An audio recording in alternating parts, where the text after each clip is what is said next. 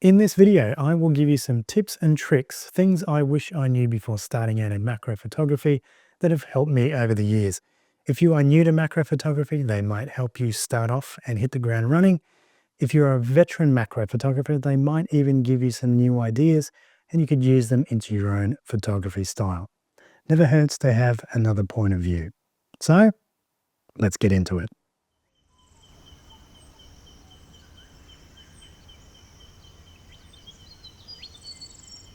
Tip number one is about optics. The most important part of your macro photography kit is the lens. Camera bodies may change, but lenses never do. A good lens will stay with you for years, and when you start using a great lens, you will notice an improvement in image quality and sharpness. Now, a lot of the macro lenses from the main camera companies such as Nikon, Sony and Canon are quite expensive, unfortunately. But the good news is there are a few third-party companies out there doing some great work with macro lenses, especially Laowa. Laowa have some great macro lenses that are a lot cheaper than the official lenses, which also have extra magnification. These lenses are designed for macro photography and will give you the best bang for your buck. I love my Laowa 100mm and it has helped me take some fantastic images that I'm really proud of. If you are on a budget and own some kit lenses but don't have a macro lens, no need to fret because you too can also get involved. By using a reverse lens adapter, you can now turn your normal lens into a very affordable macro lens with extra magnification. This is a great way to try out macro photography, see if you like it, then if you do, eventually grab an actual macro lens.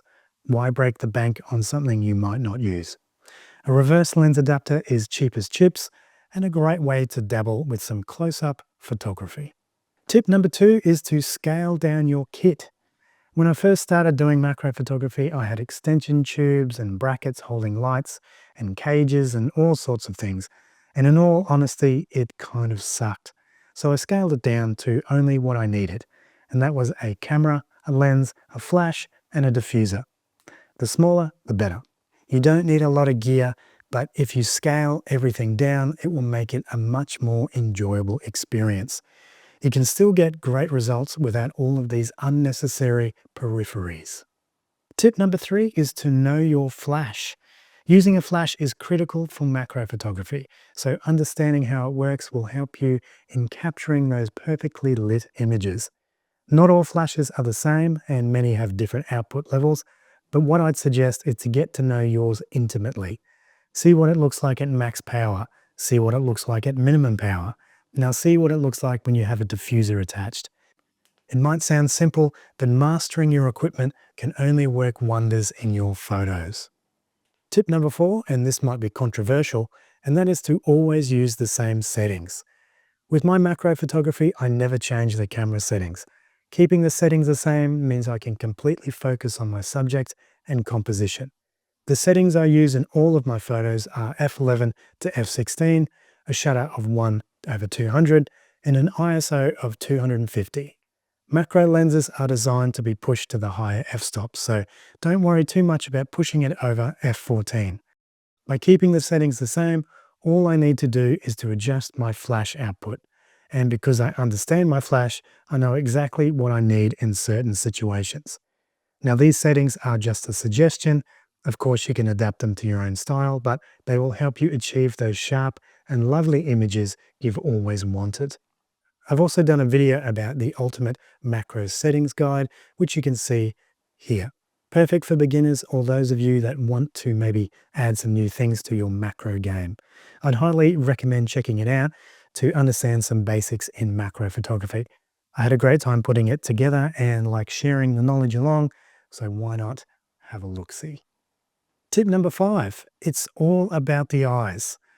Whatever you are shooting, be it a person, an animal, a bird, or an insect, you need to have their eyes in focus. Sharp eyes are the key to a great photo. I'm quite ruthless with my photos. If the eyes aren't sharp, then they get deleted. As people, we are naturally drawn to eyes, and if you get your subject's eyes sharp and in focus, it can make for a really captivating image. Now, some insects are hard to know if their eyes are actually in focus, like the praying mantis or some dragonflies, but it just adds to the challenge.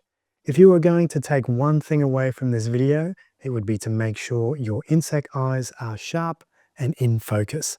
Also, if you have a mirrorless camera, you have a nice cheat code inbuilt in the camera, and that is focus peaking.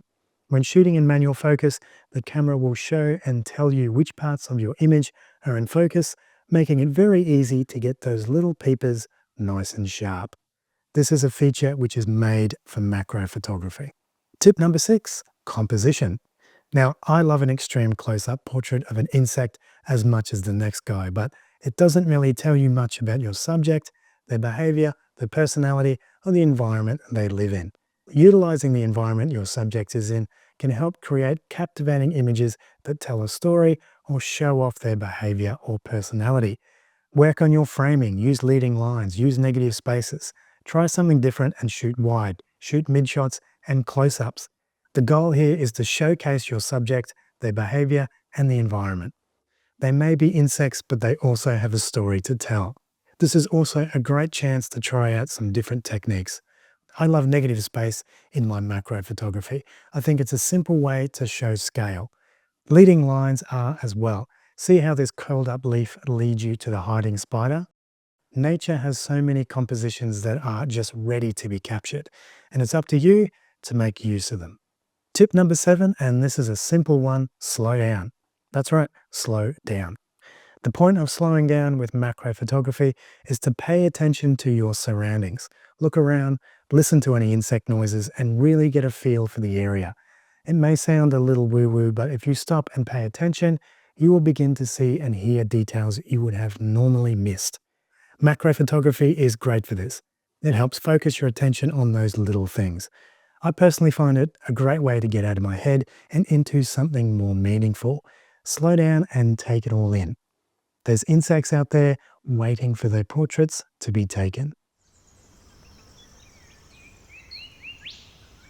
So there you go, a few tips I've learned over the years that have helped me really refine my macro photography. Some might not apply to you, but why not? Give them a go. What do you got to lose? As usual, thanks for watching. Don't forget to subscribe, and I'll see you next time. Cheers.